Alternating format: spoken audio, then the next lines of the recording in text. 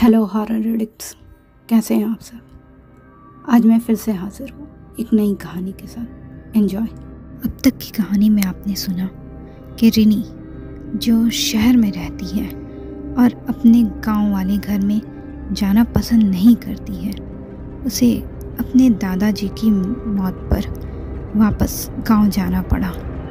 वहाँ उसके साथ अजीब अजीब घटनाएं होने लगी। वहाँ उसे अपनी छोटी बहन मिनी की आत्मा दिखने लगी थी। अब आगे। अगले दिन नाश्ते के टेबल पर रिनी ने अपनी प्लेट से सिर उठाए बिना ही अपनी माँ से पूछा, माँ, आपको याद है मिनी के साथ क्या हुआ था? रिनी, अब उस बात को तुम छोड़ क्यों नहीं देती? उसे हुए बहुत साल बीत चुके हैं, रिनी की माँ ने झल्लाते हुए कहा। उनकी आवाज़ में दुख की जगह कुछ और था। वो कभी भी इस बारे में बात नहीं करती थी, पर क्यों? क्या वो कुछ छुपा रही थी? रिनी कुछ बोले बिना ही एक झटके से टेबल से उठ गई, पर उसी टेबल पर बैठे उसके पापा के मुंह से आवाज़ तक नहीं निकली। वो यूं ही सिर झुकाए खाते रहे। मिनी के जाने के बाद उन्हें शायद गहरा धक्का लगा था और वो हमेशा चुप चुप ही रहने लगे थे।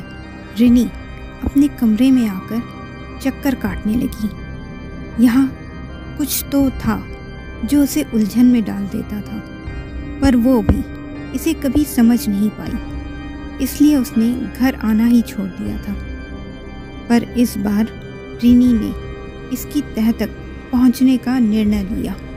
वो घर के पीछे जा पहुंची, जहां वो कुआं था जिसमें गिरकर मिनी मर गई थी। उसने कुएं के चारों ओर चक्कर लगाया। कुआं सिर्फ ज़मीन में खुदा हुआ था और उसके चारों तरफ कोई बाउंड्री वॉल भी नहीं थी।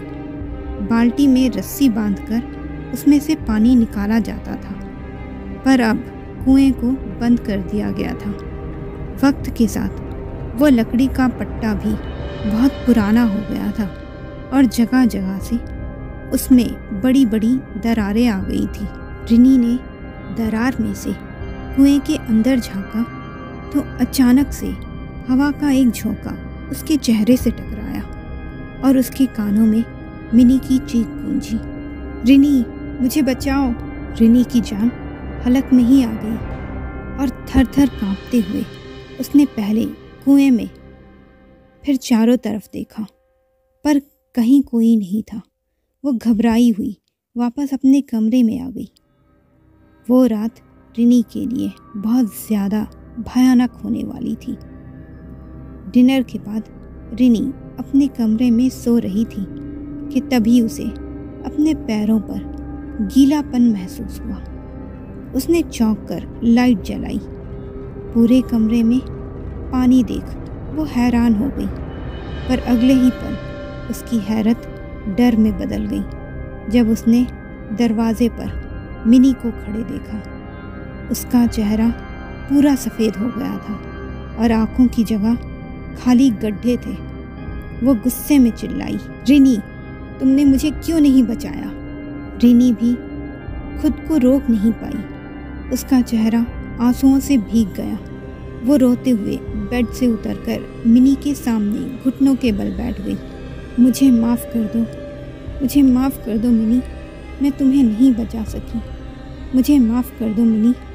जब उसने सिर उठाकर देखा तो मिनी गायब हो चुकी थी और कमरे में पानी का नामो निशान तक नहीं था। पर मिनी अब भी शांत नहीं हुई थी। ये रिनी को महसूस हो रहा था। क्या छुपा रही हैं आप इतने सालों से? ऐसा क्या हुआ था जो आप उस दिन के बारे में बात करना ही नहीं चाहती? रिनी के सवालों पर उसकी माँ ने उसे चौंक कर देखा। वो हमेशा से मिनी के लिए दुखी थी, पर वो कभी भी ऐसे सवाल नहीं करती थी और उसके आगे के सवाल पर वो दंग रह गई। क्या वजह है कि इतने सालों के बाद भी मिनी की आत्मा यहीं इसी घर में भटक रही है? उसको शांति क्यों नहीं मिली। रिनी की माँ के आंखों में आंसुओं का सैलाब उमड़ आया। सालों से दबा हुआ दर्द अब आंसुओं में झरझर बहने लगा। पर जाने क्यों रिनी को उनसे कोई हमदर्दी नहीं हुई। वो यूं ही पत्थर सा चेहरा लिए उनको देखती रही। तब कमरे में एक तीसरी आवाज़ गूंजी। मैं बताता हूँ तुम्हें क्या हुआ था उस दिन। शायद बहुत सालों बाद उसने अपने पापा की आवाज़ सुनी थी। उस दिन तुम्हारी माँ तुम्हें स्कूल छोड़ने गई थी तो मैंने अपनी शराब की बोतल खोल ली। मिनी भी पास में ही अपने खिलौने से खेल रही थी। मुझे याद नहीं क्यों, पर मैं लड़खड़ाता हुआ घर के पीछे गया तो मिनी भी मेरे पीछे पीछे आ गई। वो शायद मुझसे नए खिलौने के लिए जिद कर रही थी। मैंने उसे दूर करने की कोशिश की पर मिनी को धक्का ज़ोर से लग गया और वो लड़खड़ाकर उस कुएं में जा गिरी। मैं गया था उसे बचाने, पर मैं नशे में इतना धुत था कि बेहोश होकर गिर गया। जब तक तुम्हारी माँ वापस आई सब कुछ ख़त्म हो गया था। रिनी की माँ अब ज़ोर ज़ोर से रोने लगी थी, जैसे ये सब कुछ कल ही हुआ था। तुम्हारी माँ की इसमें कोई गलती नहीं थी। उस वक्त अगर वो पुलिस के पास जाकर सब बता देती और मुझे जेल भेज देती तो मिनी के गुनहगार को उसकी सज़ा मिल जाती। पर तुम्हारा क्या होता, घर का क्या होता। एक बेटी को वो खो चुकी थी, दूसरी का बचपन वो बर्बाद करना नहीं चाहती थी, इसलिए उसने चुप्पी साध ली और आज तक उसने मुझसे बात तक नहीं की। हमने सबको यही बताया कि मिनी कुएं में गिरकर मर गई। रिनी सब सुनने के बाद कुछ भी बोलने की हालत में नहीं थी और चुपचाप अपने कमरे में वापस आ गई।